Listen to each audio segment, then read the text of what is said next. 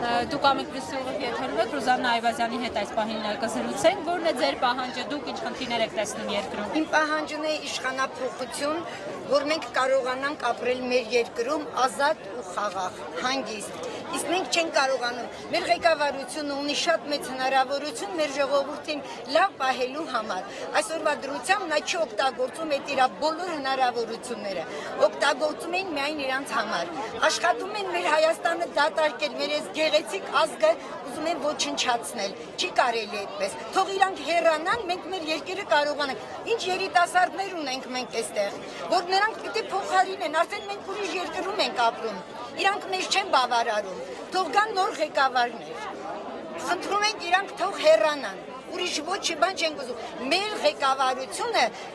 այդ ամբողջ անձնակազմը անգրագետության կույտ է, բառից բուն իմաստով։ Առանց վախենալու ես ասում եմ, անգրագետության կույտ է։ Ես խնդրում եմ ճիշտեր փոխանցել։ Նոր նախարար նշանակեցին, ինչ որ արդարադատության։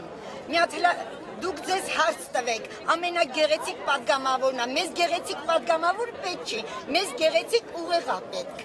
մեզ գեղեցիկ մտածելակերպա պետք, որ հայերի համար մտածի։ Շնորհակալություն։